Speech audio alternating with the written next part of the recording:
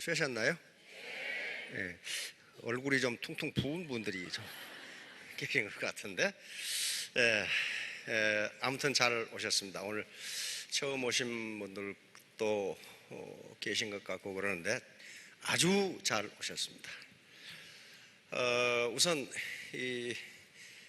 어떻게 박한길 회장님 강의를 듣고 나니까 부자 되실 것 같아요? 근데 가슴에 헛바람을 빼야 부자가 돼. 헛바람이 잔뜩 들어가 있으면요, 부자 못 돼요. 자기 이성, 로고스로 돌아와야 된다고. 그러는데 상당히 도움이 되는 게 아름다운 시를 감상하는 겁니다. 자, 음악 주세요. 문제가 마누라가 너무 이뻤어. 마누라가 너무 이쁘니까 친구들이 헐뜯어. 다른 사람들이 헐뜯어. 왜냐면 자기 마누라는 그렇게 안 이쁘거든. 그러니까 푸시킨을 모함하는 거야. 이 마누라가 황제하고 연애를 한다고. 그건 푸시킨의 참을 수 없는 모독이죠. 그래서 자기를 헐뜯은 사람과 그 당시는 결투를 하죠. 권총 결투를 하는데 푸시킨이 시는 잘 쓰는데 권총은 또 잘 못 쏴. 그래서 30대 결투에서 총 맞아 죽고 맙니다. 그러나 모든 러시아 문학은 푸시킨을 바탕으로 하고 있습니다. 삶이 그대를 속일지라도 노하거나 슬퍼하지 말라. 그 슬퍼해봐야 소용없는 일이거든요. 그 삶을 개척해 나가야 돼. 개척해 나가야 되는데 그 방법의 하나가 애터미 사업이에요. 애터미 사업. 그런데 그 애터미 사업 성공하는 거 그렇게 쉬운 게 아니에요. 엄청 어렵습니다. 엄청 어려운데 머리가 좋아야 한다거나 돈이 많아야 된다거나 젊어야 된다거나 사회적 캐리어가 좋아야 된다거나 친구가 많아야 된다거나 그런 거 아니에요. 그런 거 아니에요. 왜 어렵냐? 열정과 끈기가 있어야 돼. 죽어도 내가 성공하겠다는 끈기, perseverance. 이게 없으면요 성공 못해요. 성공 못해. 그래서 오늘은 그 문제에 대해서 집중적으로 설명하도록 하겠습니다. PPT 한번 줘보실래요? 이게 지금 106번째 시간인데 오늘 처음 오신 분은 105번째까지는 뭔 얘기를 했을까 저 인간이. 그러게 지금 굉장히 의문스럽게 한 시간을 생각하실 거예요. 105번째까지는 이 앞에 얘기를 했기 때문에 그러면 또 이건 못 알아듣느냐, 또 그건 아니에요. 그러니까 자, 열정, 이거 패션이라고 합니다. 퍼시비어런스, 끈기. 이렇게. 자, 다음. 자, 이제 과학자들의 관심은 뭐였냐면은 한 인간이 태어났을 때 저 인간이 인생을 어떻게 살아갈지를 뭘 보면 알지? 과학자의 당연한 관심이에요. 응? 이걸 안 하고 사주팔자 보러 점쟁이한테 가면 어때요? 그건 돈 내버리는 거예요. 돈 내버리는 거예요. 그러지 말고 왜 미국이 세계 최강입니까? 그런 식으로 접근하니까 그래요. 이 인간의 뭘 보면 이 인간이 평생을 어떻게 살아갈 줄을 알지? 과학적 관심이죠. 그래서 이제 여러 가지 관심을 갖습니다. Q가 많이 나와요. Q가 IQ를 본다, CQ, EQ. 이건 감성지수라고 하는 거예요. IQ만 좋다고 성공하는 거 아니거든요. NQ, 이건 공존지수, 네트워크 쿼션트. 어떻게 인간들과 어울려 살아갈까 그걸 봐야 되나? MQ, 이거 도덕지수. 도덕성이 있어야 되나? CQ, 문화지수. 문화를 어떻게 이해하지? AQ, 역경지수, Adversity Quotient. 많은 QQQQ에서 Q가 나옵니다. 근데 어느 것도 인간의 일생을 설명하는데 부족해. 자, 다음. 그래서 가장 먼저 나온 것이 이제 IQ입니다. 그 인간의 IQ를 보면은 이 인간이 일생을 어떻게 살아가는지를 알 수 있다. 이게 이제 우생학이라고 하는 학문이에요. 우생학. 그 대표적인 인물이 루이스 터먼이라고 하는 저명한 스탠포드 대학 심리학 교수입니다. 지금 아이들이 이 초등학교, 중학교에서 IQ 테스트를 하는데 이분이 만든 걸로 테스트를 통상 합니다. 물론 그 안에 먼저 프랑스에서 한 100년 전에 IQ 테스트가 나왔죠. 그걸 바탕으로 해서 다시 수정을 한 거예요. 그런데 이분은 우생학자입니다. 우생학자라는 것은 그 인간은 엄마 아빠로부터 물려받은 유전자에 의해서 평생이 결정된다고 믿는 사람이에요. 만약에 이게 맞다면 여기 앉아 계시지 말고 집에 가서 엄마 아빠를 달달 볶아 그냥 나를 왜 이 땅으로 낳아가지고 내가 이 모양이냐. 그러면 이게 맞는지를 실험해야 돼. 미국의 힘은 여기에 있습니다. 그래서 이 사람은 가정을 세웠어요. 맞다. 스탠포드니까 캘리포니아에 있습니다. 그 당시 캘리포니아 초등학교, 중등학교 25만 명을 IQ 테스트를 합니다. 25명. 이 중에 IQ가 135 이상 되는 천재들을 1521명을 찾아내요.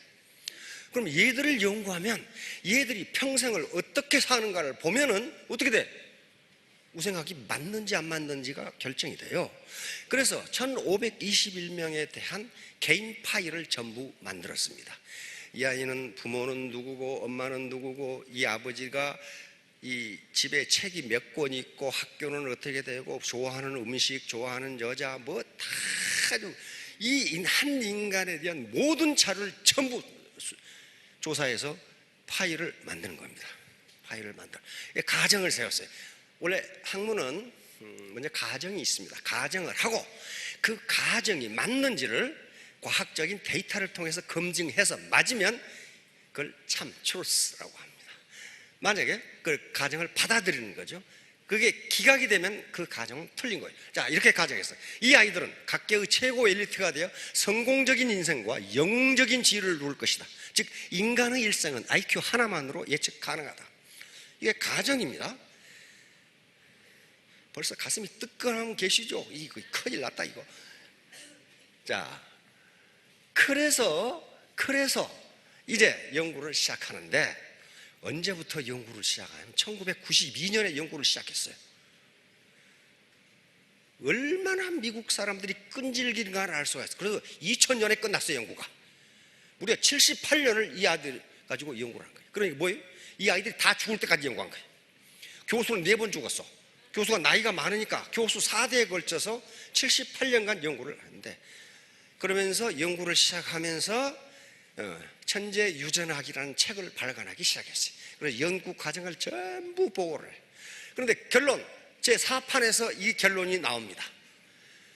실제로 천재들은 천재로 남아있지 않았다. 지능과 성취도 사이에는 어떠한 상관관계도 없다. 이게 루이스 터먼 교수의 처절한 결론이었어요. 이제 안심이 좀 되죠? 아휴 살았다. 아휴 살았다. 다시 말하면 지능과 IQ와 사회적 성공과는 아무 관계도 없다. 실제로 아무 관계도 없었어요. 아무 관계도 없었어. 이 천재들 중에 노벨상을 받은 사람이 한 사람도 안 나왔어요. 너무 IQ가 120밖에 안 되기 때문에 너무 머리가 나쁘다고 한 사람들 중에서 노벨상이 나옵니다. 실리콘밸리를 만든 사람, 그리고 원자탄을 만든 사람, 그런 사람들 전부 캘리포니아 출신들이에요. 자, 이렇게 되니까 그러면 이제 학자들의 관심은 뭐예요? 그럼 뭐지? 그럼 뭘 보면 그 인간이 일생을 어떻게 살 것인지를 알 수 있지? 이게 학자들의 관심이에요. 과학적인 나라와 비과학적인 나라, 우리는 어디로 갑니까?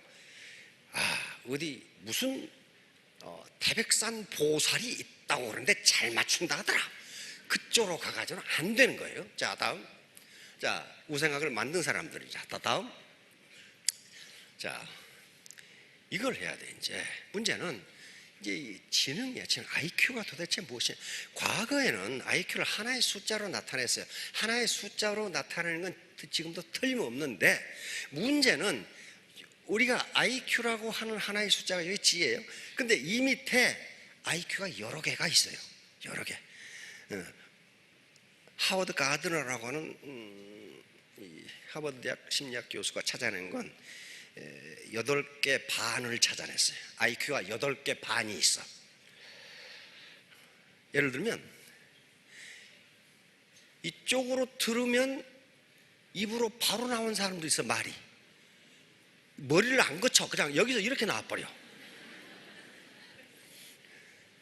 대표적인 인물이 우리 박한길 회장이 이걸 예?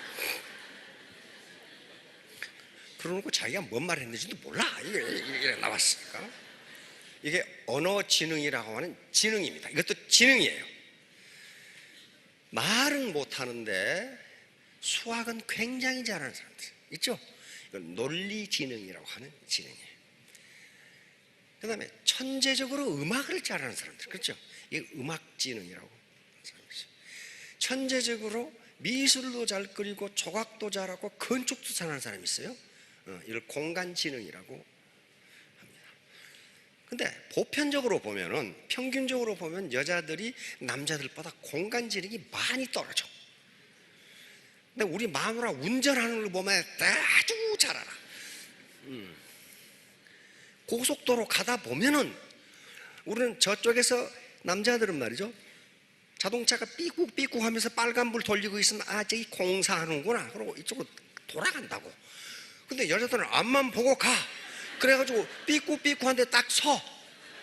그래가지고 왜 안 가지? 지금 안 간다고 그랬잖아 지금.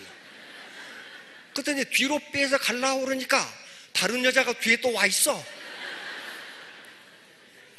그러니까 거기서 직각으로 꺾으려고 그러니까 옆에 가던 놈이 손가락질이 야 이년아 이렇게 손가락질. 공간지능이 안 돼. 암만 얘기도 안 되더라고. 자, 그래서 빨간불 돌리고 있으면 저기 공사장이니까 미리 여기서 레인을 바꿔라 해도 말을 안 들어. 꼭 거기까지 가가지고 직각으로 꺾으려고 하니까 욕을 바가지로 얻어먹고 이제. 그게 공간지능이에요. 전체를 보는 걸 여자는 잘 못해. 다 그러는 거 아니야, 평균적으로. 자, 그러니까 이런 지능들이 있어요. 근데 뭘 잘한다고 해서 그걸 지능이라고 이야기하지 않습니다. 어려서부터 피아노 가르치면 피아노 잘 쳐요. 근데 음악 지능이 없으면요, 일정 한계 이상 못 올라가요. 그건 그냥 연습을 일찍 한 거지 잘하는 게 아니에요. 반드시 그것이 지능이라고 하려면 우리 뇌의 어떤 부분과 관련이 있어야 돼요. 어떤 부분이 발달해가지고 그걸 잘한단 말이에요. 그래서 8개 반이라고 하는 건 아직 그게 그런 지능이 있는 건 틀림없는데 뇌의 어떤 부분이 그걸 관장하는지는 모르겠어. 몰라. 그래서 0.5 지능이라고 하는데, 예를 들면 그렇습니다. 지금 이제 추석 세고 앉아 계시는데 아침부터 일찍 여기 앉아서 좁아 터진 데 앉아가지고 이상한 생각하는 사람들이 있어요. 나는 왜 여기 앉아 있을까? 뭐 왜 그런 거야 이제? 아니 여기서 지금 돈 버는 법 배우라는데 인생은 어디서 와서 어디로 가는 걸까? 뭐 그걸 왜 여기 와서 생각하냐고. 응? 갔다 오면 남편이 다리를 분지러 온다고 했는데 왼발을 밀어야 되나 오른발을 밀어야 되나 뭐 그런 것들. 그게 뭔가 지능이 있는 것 같다 이 말이야. 왜? 그런 생각을 하는 사람은 꼭 그런 생각만 하거든. 아주 쓸데없는 생각. 그것도 지능이 있는 것 같다는 거예요 지금. 근데 아직 못 찾았어. 자, 아무튼 그런데 여기서 중요한 것은 요 앞에 2개입니다. GF하고 GC라고 하는 거예요. 자, 다음 요거예요. 인간의 지능이 어떻게 되느냐 봤더니 요 지능이 있어요. GF라고 하는 플루이드 인텔리전스, 유동 지능이라고 하는 건데 20대에 최대가 되었다가 20대가 넘어지면 이 지능이 감소해. 옛날에는 이것만 있는 줄 알았어요. 이것만. 그러니까 만약에 지능이 요거 하나만 있다면 우리나라 대통령 누가 해야 돼? 25살 청년이 해야 돼. 그놈이 머리가 제일 좋아. 미국 대통령은 트럼프인지 폭한지가 아니고 25살 먹은 청년이 해야 된다고. 대법원장도 25살짜리가 해야 되고. 근데 이게 아니라는 거예요. 이건 이렇게 떨어지는데 이렇게 올라가는 게 있어요. 이 크리스탈라이즈드 인텔리전스, 결정 지능이라고 하는 거예요. 이건 어때요? 나이가 많을수록 높아져요. 나이가 많을수록 높아져. 휴 한숨 쉬신 분들 있죠. 아이고 내 살았다, 내가 머리가 나빠진 게 아니로구나. 그런데 미안하지만 요게 이렇게 높아지려면 나이를 먹는다고 그렇게 되는 게 아니다 하는 거예요. 계속적으로 오픈마인드, 새로운 지식과 새로운 정보를 받아들일 때 이렇게 되는 거예요. 이렇게 되는 거란 말이에요. 그래서 종합지능은 어떻게 됩니까? 요것과 요것의 합이에요. 요 중간 어딘가 이렇게 지능이 되겠죠? 되겠죠? 그런데 이게 새로운 정보와 새로운 지식을 받아들이지 않으면 요게 어떻게 돼? 이만큼 가서 이렇게 옆으로 가버려요. 그러니까 종합지능이 떨어져. 그래가지고 종합지능이 떨어진 사람들이 주로 많이 말하는 게 있어요. 무슨 말씀이죠? 우리 숙녀분? 종합지능이 떨어진 사람, 새로운 정보와 새로운 지식을 받아들이지 않은 사람들이 아주 단골로 쓰는 말이 있어요. 내가 왕년에 금송아지를 집에 10마리 키웠는데 그때 내가 금고비가 없어서 집에 놔두고 왔걸랑? 뭐 그런 소리. 왜? 왕년밖에 안 찾아요. 왜? 최근 것은 모르거든. 자, 그럼 왜 그러냐는 거예요. 왜 그러냐? 자, 다음. 요 문제예요. 20대가 넘으면 하루에 뇌세포가 10만 개가 돌아가신다고 합니다. 그러니까 아침에 나셔서 지금까지 20대가 넘으신 분들은 뇌세포가 지금 현재 5만 개가 돌아가셨어. 5만 개가 돌아가셨어요, 뇌세포가. 그래서 70대가 되면은 20대 청년보다 뇌의 무게가 30%가 적다고 합니다. 그러니까 그게 이제 골이 빈 거예요. 조금 이제 이렇게 조금 골이 빈 거예요 이제. 그래서 4차 산업혁명, 다시 말하면 뇌과학이, 생명공학이 발전하기 전에는 50대 이후에 공부한다는 것은 시간 낭비다, 그렇게 생각했어요. 그런데 뇌과학이 발전하면서 아니네, 이게 발견된 거예요. 어떤 실험을 했냐면은 건강한 20세와 건강한 70세 뇌 활동을 비교했는데 똑같아요. 뇌 지능이 똑같아요. 그걸 어떻게 알아? 그냥 얼굴 보고 아는 거야? 그것은 뇌의 산소 소비량을 측정하면 압니다. 산소 소비량, 다시 말 또는 뇌의 포도당 소비량을, 뇌는 포도당만 쓰니까 포도당 소비량을 측정하면 포도당을 얼마나 소비하는지를 보면은 뇌가 활동을 어떻게 하고 있다는 걸 알 수가 있어요. 그런데 똑같다는 것은 이제 과학자들은 딜레마예요. 어떻게 뇌의 무게가 30%가 줄었는데 어떻게 뇌 활동이 똑같지? 과학자들이 하는 건 이걸 설명하는 거야. 그 원인을 밝혀내야 된다. 그 원인을 밝혀내지 못하면 그건 과학이 아니죠. 밝혀냈어요. 중복성 원리와 가소성 원리라는 것을 밝혀내게 됩니다. 중복성 원리라는 것은 원래 인간의 뇌가 디자인될 때 뇌세포가 70%만 있어도 제 기능을 다 하도록 만들어졌다는 거예요. 다시 말하면 우리 자동차 바퀴 몇 개로 돌아가요? 4개. 근데 트렁크에다 스페어 타이어 넣어놨어. 그럼 더 빨리 가나요? 똑같아요. 다시 말하면 30%는 스페어로 달아놓은 것이라는 거예요. 그러니까 70%만 있어도 뇌 활동에는 전혀 지장이 없다. 또 하나는 가소성 원리예요. 가소성이라는 것은 플라스틱 있죠. 플라스티시티라는 플라스틱을 구부릴 때 열을 가해서 구부리면 잘 구부러지죠. 근데 열을 제거하면 어때요? 다시 원래 돌아가요? 그걸 가만히 있어요. 그걸 가소성이라 그래요. 다시 말하면 새로운 정보와 새로운 지식을 받아들이면 그것을 저장하기 위해서 신경망이 새로 생긴단 말이에요. 신경망이 새로 생겨. 거기에 저장하기 위해서. 그러니까 머리가 안 나빠지는 거죠. 그러니까 새로운 정보와 새로운 지식을 받아들이지 않으면 그 새로운 회로가 안 생기는 거예요. 안 생겨서 옛날 것은 생겨 있으니까 내가 왕년에 그러는 거예요. 옛날 것은 있어. 근데 지금 것은 없어, 그게. 없어. 없어. 그러니까 뇌가 스마트해진다는 거예요. 자, 다음. 그래서 그게 왜 그렇게 되는가? 이 양반이 뇌 가소성 연구의 세계 최고의 권위자인데, 이분이 쥐 실험을 통해서, 쥐 키워보신 분, 햄스터는 키워보셨잖아요. 햄스터 밥 주면요, 두 발로 이렇게 잡고 이렇게 먹습니다. 한 손으로 이렇게 잡고 이렇게 먹는 것은 사람이고, 이렇게 먹어요. 그런데 이분이 쥐가 한 손으로 받을 때에만 먹이를 주었어. 한 손으로 받을 때에만. 그러면 이 쥐는 계속 그렇게 하면 뭐가 돼요? 그걸 학습이 된다고 그럽니다. 러닝. 이제 알아. 이게 한 손으로 받아야 먹이를 주는구나. 새로운 지식을 받아들였어요. 네? 그래서 계속해서 이제 먹이를 주면 자동으로 한 손으로 받을 단계에서 쥐 뇌를 해부한 겁니다. 거기에 그것을 기억하기 위한 새로운 뇌신경망이 새로 생겼어. 그래 알 거 아니야. 저 인간이 나에게 먹이를 줄 때는 한 손으로 받아야 된다는 게 생긴 거라고. 그리고 뇌 무게가 더 무거워졌어. 좋아진 거야, 머리가.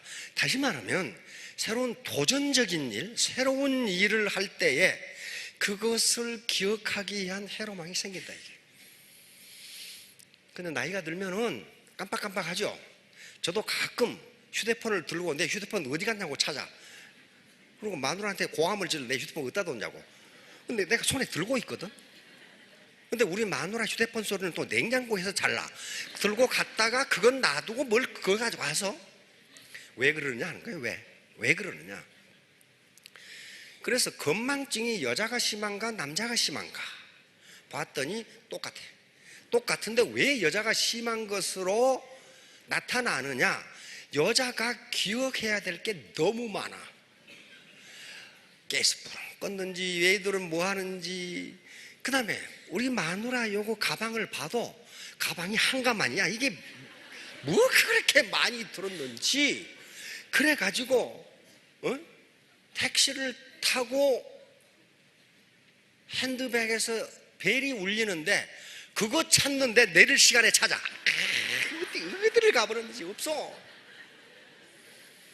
다시 말하면 남자는 단순한데 챙길 게 별로 없어. 양복 입고 구두 신고 가버리면 그만이야.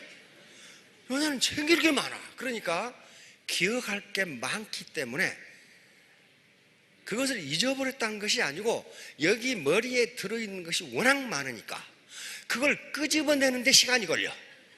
왜? 회로가 지금 낡았어. 자, 다음.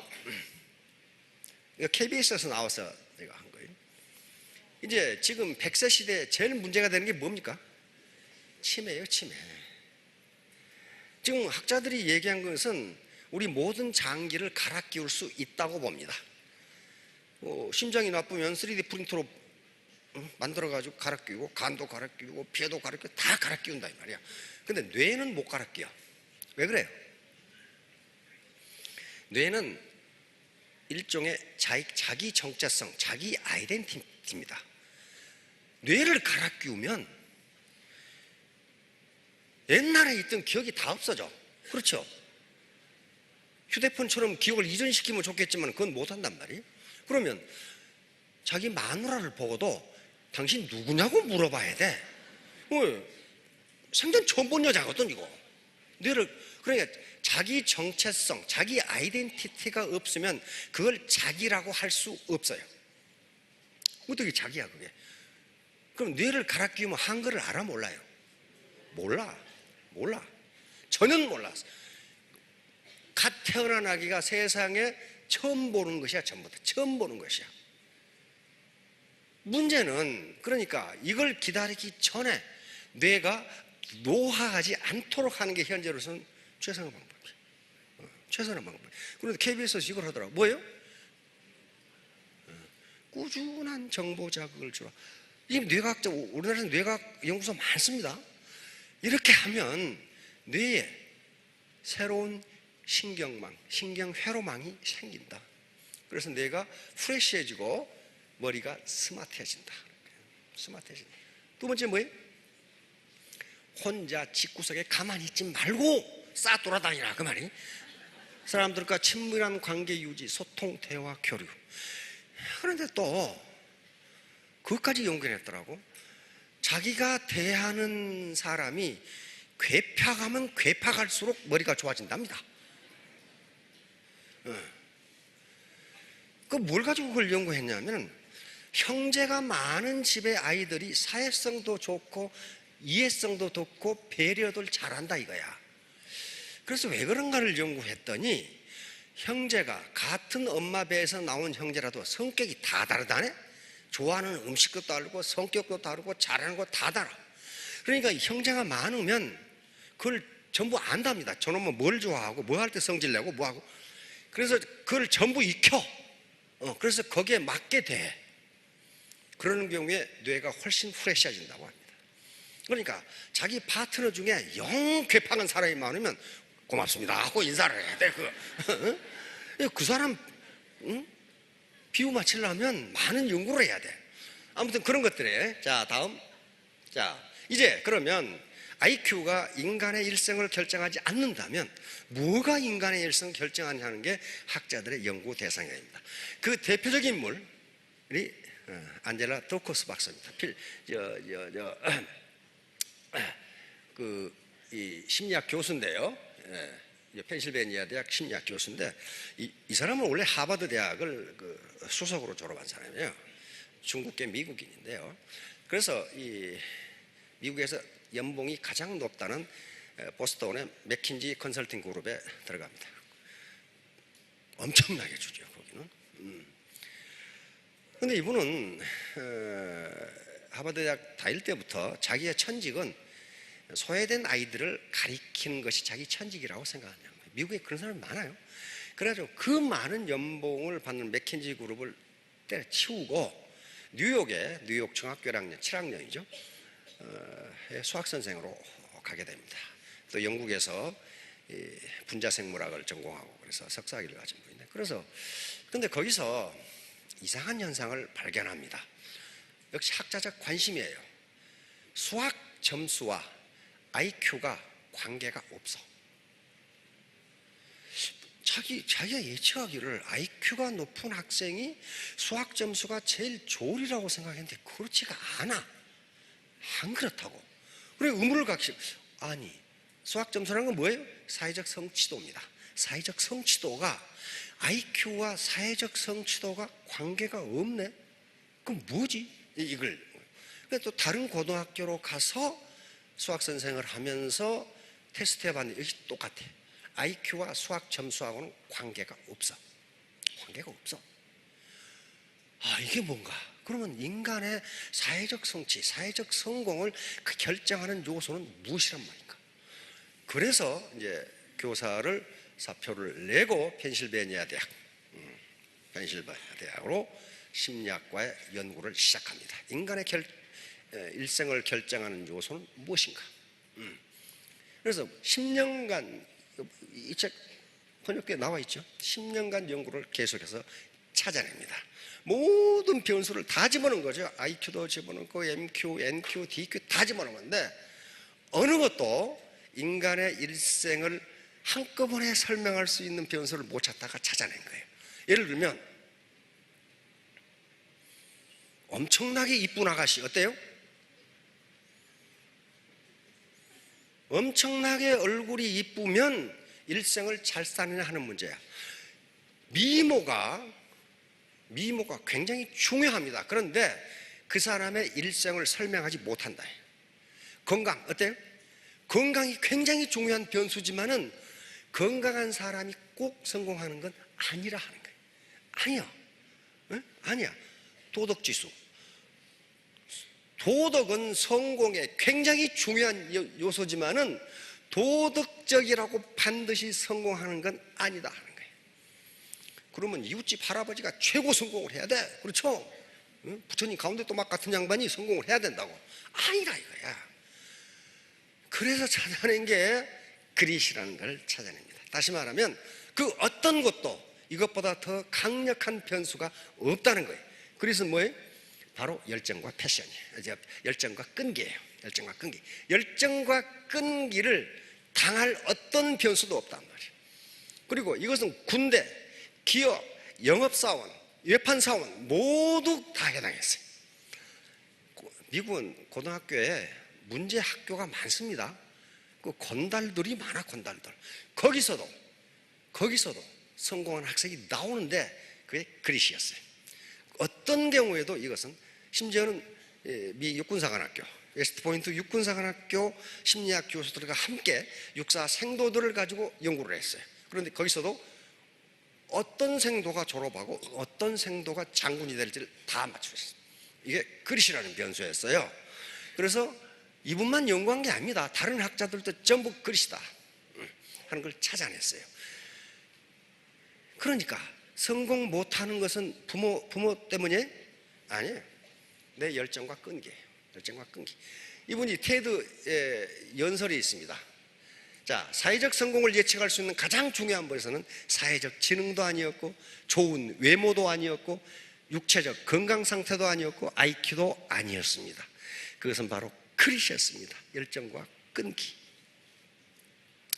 우리나라 여자대학에서 우리나라 청년들을 대상으로 여자의 미모와 호감도가 어떻게 바뀌는가를 봤어요. 그런데 여자의 미모가 점점 이뻐지니까 호감도가 점점 늘어요. 점점 올라가. 그런데 그 미모가 일정 수준을 넘으니까 점점 떨어져, 호감도가. 그래서 왜 그런가를 봤더니 저렇게 이쁜 여자가 라면은 끓일 줄 아나? 뭐 그런 것들. 얼굴이 이쁘면 머리가 비었다는데 저게 뭘 할 줄 아나? 그렇게 생각하더라는 거야, 젊은이들이. 그러니까 자기가 너무 이쁘다고 생각하는 사람은 청년들의 호감도가 떨어진다고 생각하면 돼요. 그게 인간의 일생을 결정하지 않는다. 자, 다음. 자, 이겁니다. 그릿.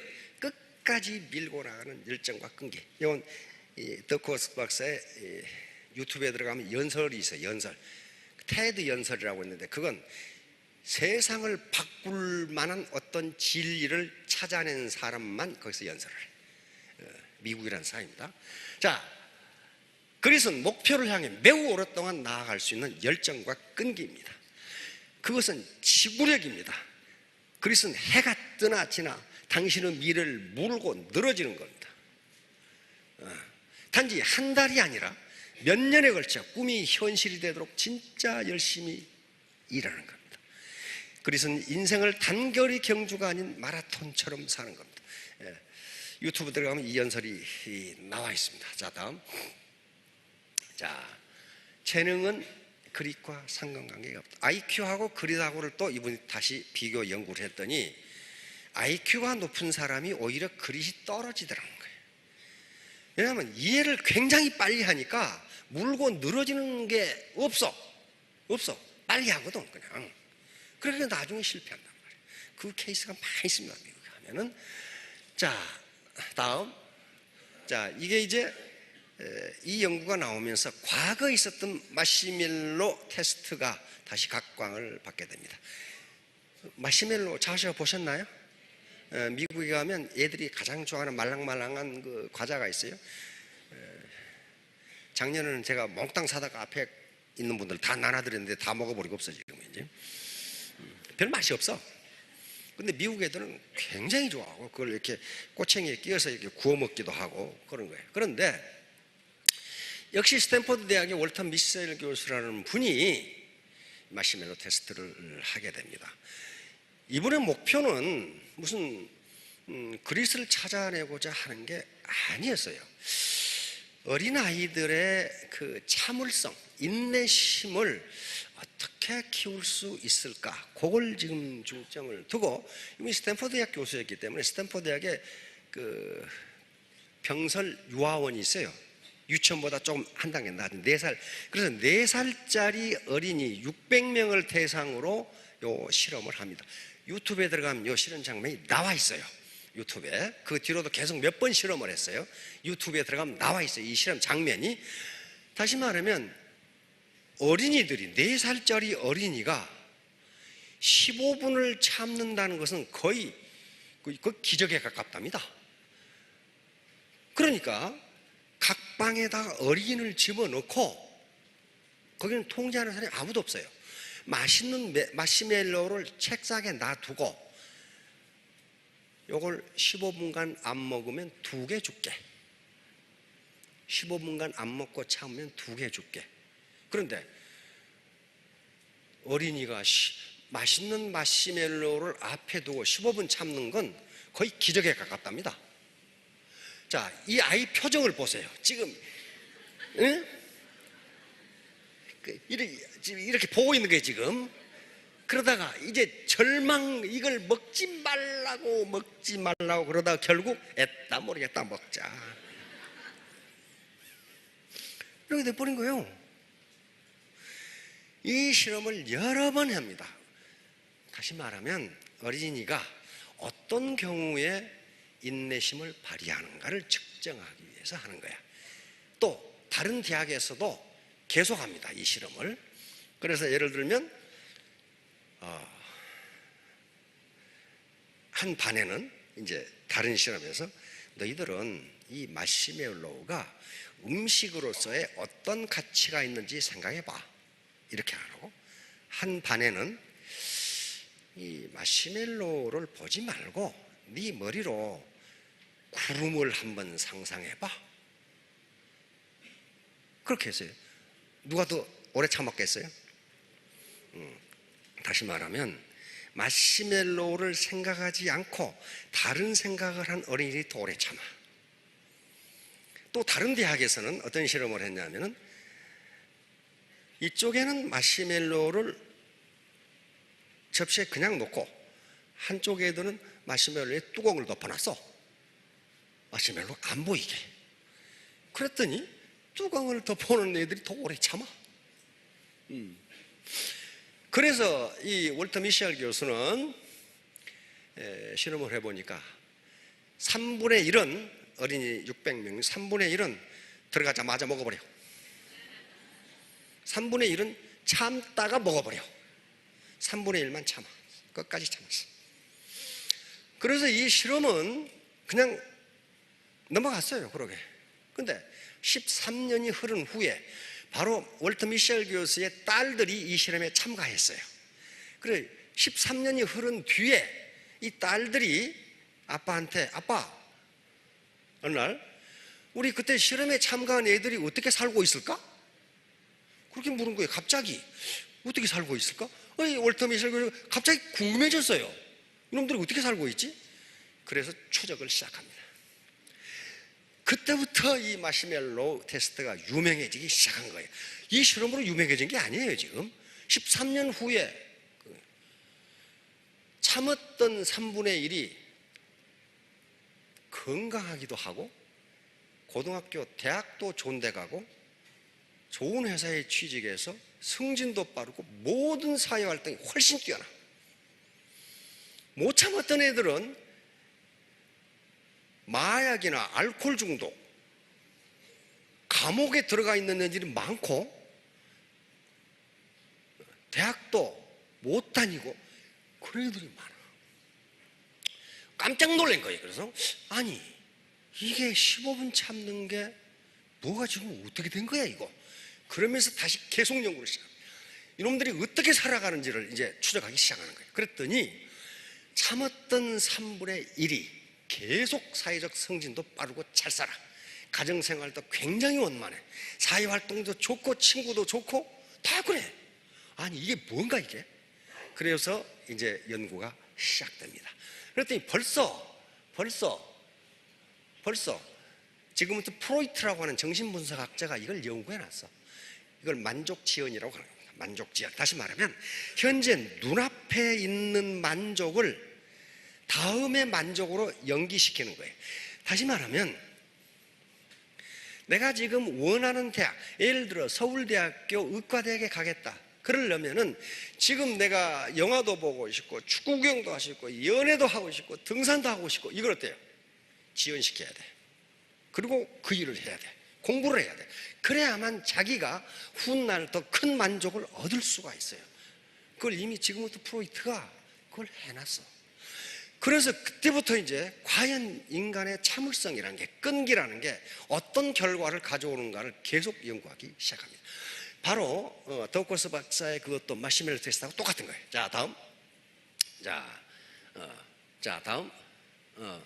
자, 이게 지금 유튜브에 들어가면 있어요. 이게 아주 그냥 그러다 결국 먹어버렸거든요. 야, 이거 지금 도저히 못 참겠는 거야. 이게 도저히 이거. 이 아이는 아예 그냥 거의 절망 상태로 지금 저렇게 있고. 그래서 참는 애들을 봤더니 뭐 하느냐? 눈을 가리고 노래를 부르는 아이. 그 다음에 의자에서 일어나서 벽을 보고 있는 아이, 춤을 추는 아이. 그런 애들 참아. 그런 애들 참아. 그런데 여기서 오해하시면 안 되는 게, 내가 우리 아이한테 오늘 빵을 갖다 놔두고 못 먹게 해야지. 못 먹게 15분만 참으라고 해야지. 그건 아무 효과가 없어요. 이건 감독이나 명령하는 사람이 없을 때, 자기 스스로 결정할 때 그러는 거예요. 자기 스스로 자발적 의지에 의해서 참을 때만 효과가 있어요. 엄마가 먹지 마! 그러면 안 먹죠? 그건 아무 효과가 없어요. 참 별 실험을 다 했죠. 다 했어요. 자, 다음. 이게 이제 그러니까 후속 연구가 나오면서 엄청나게 유명해졌죠. 우리나라에도 지금 3권 마시멜로 테스트 1, 2, 3 번역돼 나와 있죠. 자, 다음. 자, 고등학교, 대학교도 여기에 말이요, SAT라는 게 우리 같으면 수능시험이에요. 수능시험. 그러니까 요게 참은 애들이 안 참은 애들보다 수능시험이 평균 210점이 높더라 하는 거야. 그래서 펜실베니아 대학에서는 그래, 못 참은 애들은 감옥에 가고 마약 못 참아. 왜? 마약은 안 먹어봤는데 기분이 매우 좋다 그래. 먹은 놈한테 물어봤어요. 너 마약 먹으니까 어떻더냐 그랬더니 이렇게 막 하늘을 나는 것 같은 기분이라네요. 나는 것 같은 기분이래. 그러니까 그 순간적인 만족을 위해서 마약을 못 참으면 그럼 뭐 하겠냐 하는 거예요. 지금 이제. 자, 다음. 그래서 펜실베니아 대학 연구에서 다시 연구를 시작합니다. 했더니 애들에게 IQ 테스트보다 참을성 테스트가 이 인간이 어떻게 살 것인가를 더 잘 알 수 있다는 거예요. IQ가 좀 안 된다는 거야. 자, 그래서 이 그립과 열정과 끈기, 이것과 마시멜로 테스트, 이런 테스트들이 많이 나옵니다. 이제. 자, 다음. 자제력 향상은 훈련에 의해서 가능한가? 학자들의 결론은 가능하다. 이게 불가능하면은 또 무슨 문제가 나오냐면, 그것은 유전자인가? 이렇게 나와요. 유전자인가? 그런데 아니더라는 거야. 유전자가 아니더라는 거야. 후천적 훈련에 의해서 가능하다는 결론을 내립니다. 만약에 이것도 유전자라면은 어떻게 돼버려요? 유전자 결정론이 통해버려. 그렇죠? 그러면 참을성 없는 것을 누구를 원망하면 돼? 우리 엄마 아빠를 원망하다가 안 되면 할아버지 할머니를 원망하다가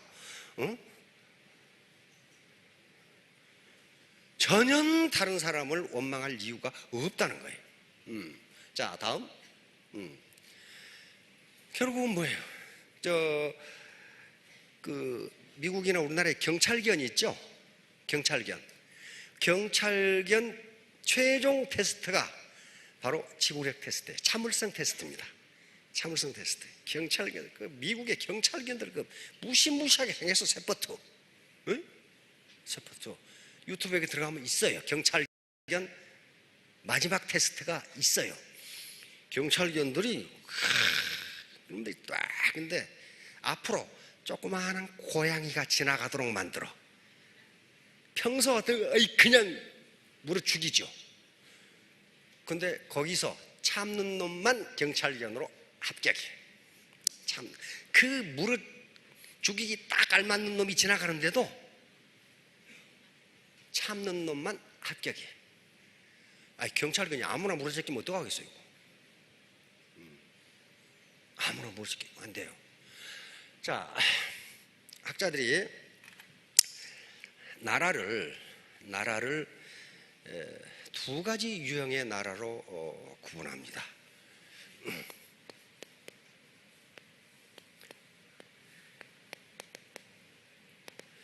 이게 뭐예요? 헤드 네이션. 뭐 모르셔도 됩니다. 헤드 네이션. 헤드가 뭐예요? 머리. 참 잘하시네. 영어 굉장히 잘하시네. 네이션은 국가.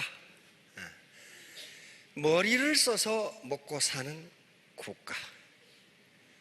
어떤 나라가 있어요? 미국, 일본, 독일,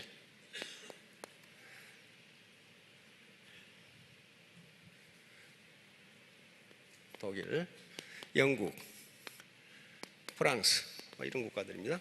서구 국가들이. 저 나라들이 잘 살아요? 못 살아요? 머리를 써서 먹고 사는 나라입니다. 여기에 대비되는 나라가 바디 네이션입니다. 이건 무슨 나라예요? 몸을 써서 육체 노동으로 먹고 사는 나라. 중국, 인도. 한국은 어디에 속할까요?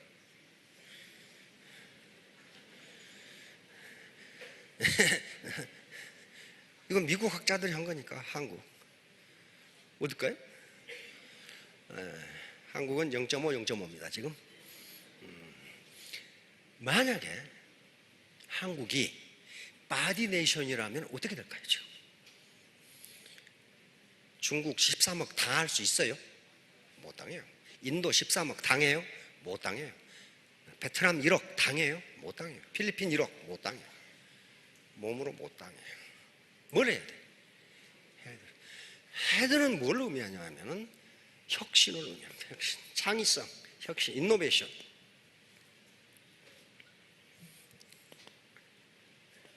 인노베이션이에요. 인노베이션, 혁신. 혁신인데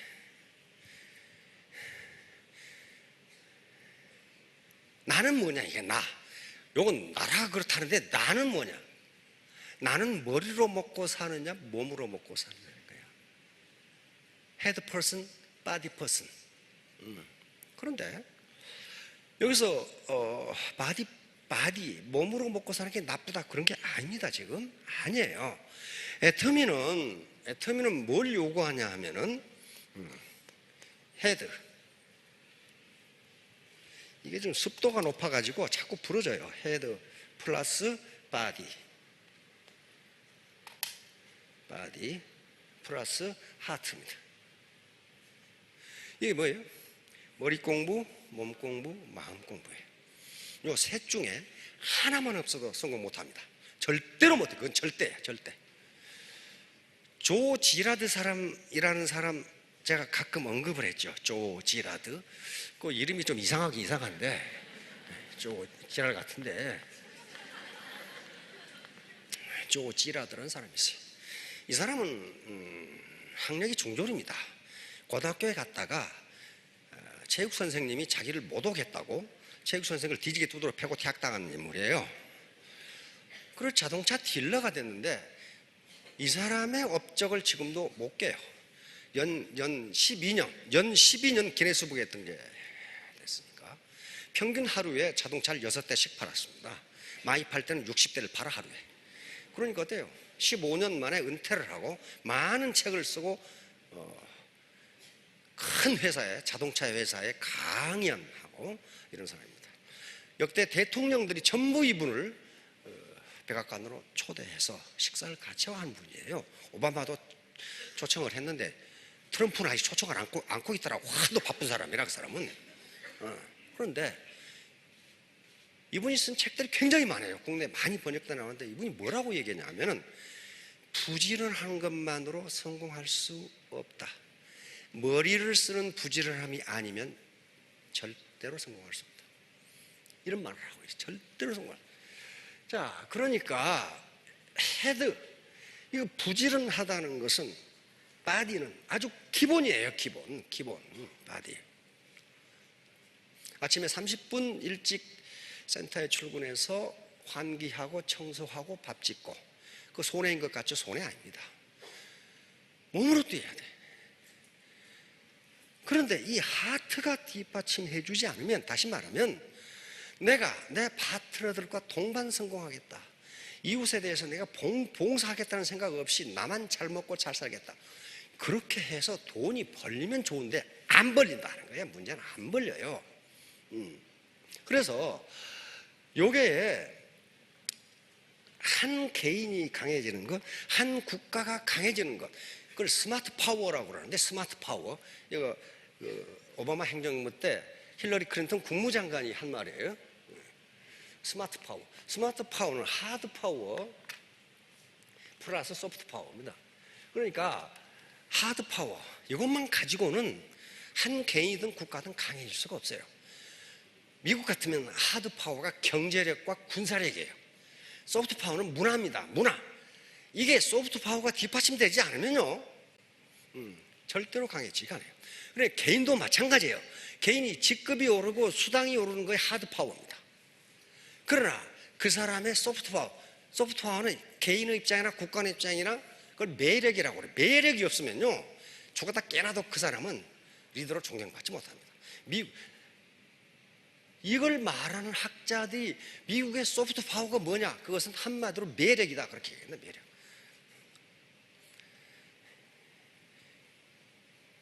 국제정치, 각 국제정치 나라 있죠? 나라가 있는데 미국은 좋은 나라, 어디는 나쁜 나라, 그렇게 생각하지 마세요. 국제정치에서 우리나라를 제외한 다른 놈들은 전부 깡패라고 생각하면 돼. 전부 깡패야. 그러니까 우리 대한민국은 지금 우범지대에 산다, 그렇게 생각하면 된다니까. 전부 건달들이에요. 건달들. 국가 이익을 위해서는 건달들이에요, 이게. 그런데 중국 네티즌들이 기가 막힌 말을 해놨더라고. 각 나라의 대외 정책을 어떻게 하느냐 하는 거예요. 대외 정책을 어떻게 하느냐. 거기 보면 현재 각 나라의 위치를 알 수 있어요.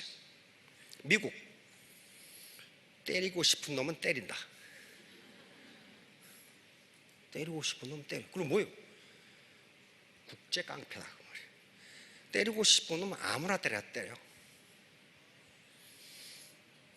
영국, 미국이 때린 놈은 또 때린다.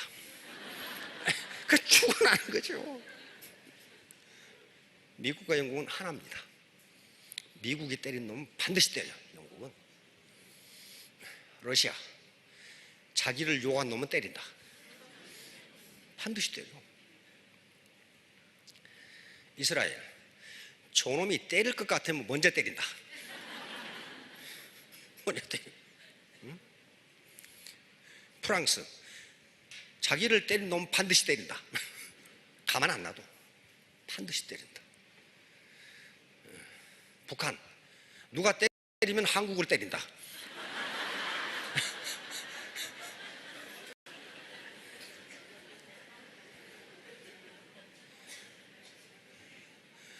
일본, 누가 때리면 미국한테 일러서 미국 보고 때려주라고 한다.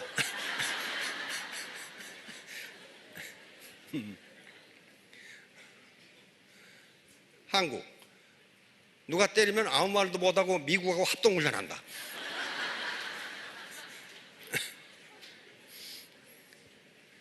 중국, 누가 때리면 욕만 하고 앉아있다. 자, 누가 제일 깡패예요? 미국이에요. 때리고 싶은 놈은 아무나 때려버려. 미국한테 걸리면 거의 대부분 코피 터져. 코피 터져요. 왜?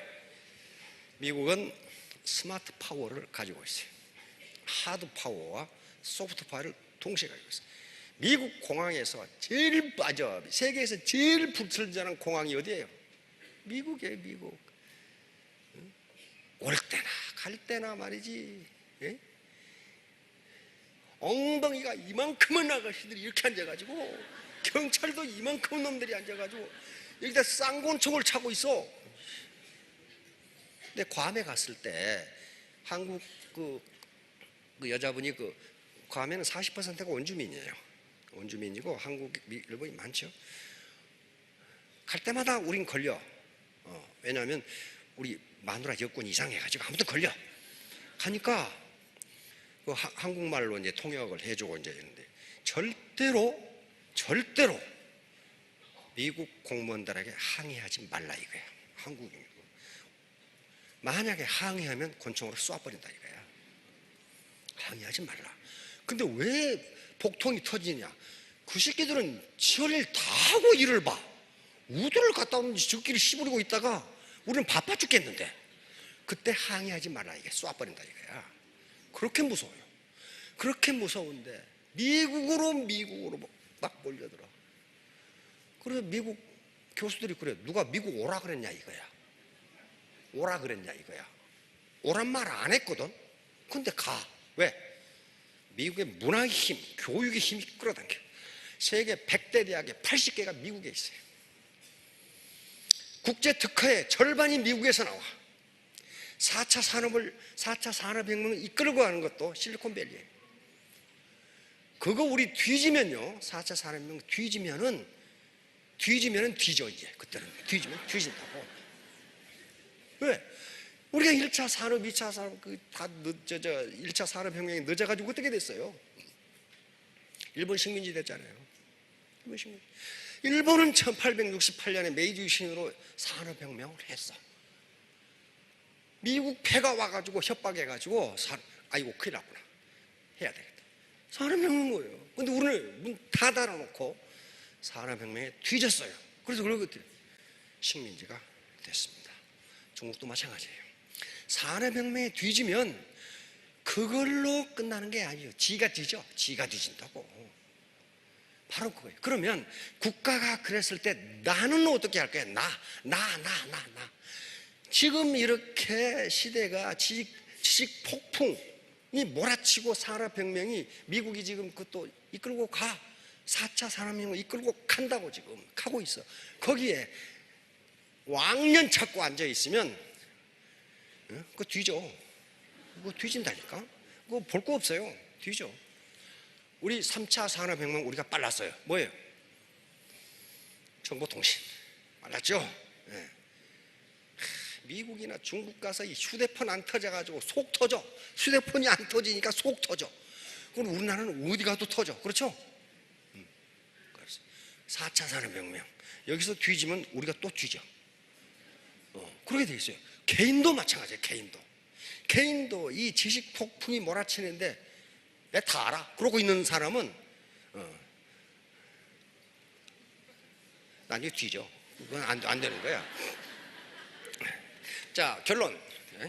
그래서 태도가 가장 중요한데, 태도는 마음가짐이에요. attitude, 마음가짐이에요. Do just now.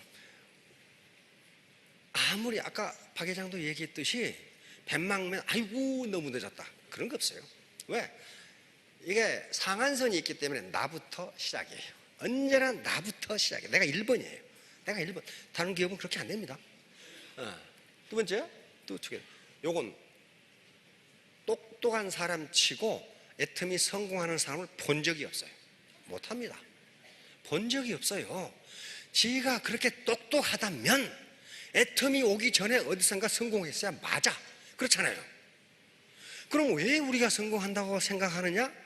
여러 사람이 재심합력을 하기 때문에 성공해요. 투게더 같이 하니까 성공하는 거예요.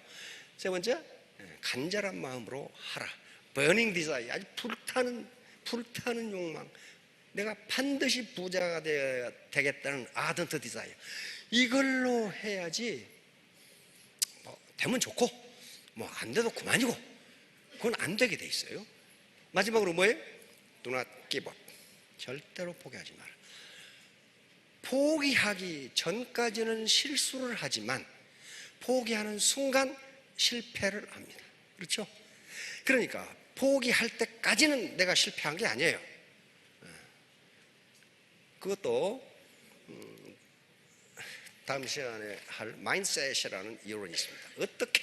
어떻게 내 패션과 퍼시비어런스, 열정과 끈기를 기를 것이냐 하는 문제를 또 또 다른 심리학자가 또 연구했습니다. 그것은 당신의 마음에 달려 있다는 결론이 나왔어요. 자, 3년 후, 5년 후에 모두 성공하시기 바랍니다. 감사합니다. 머리와 마음을 일깨워주는 강의를 해주신 이성현 박사님께 큰 박수 부탁드립니다.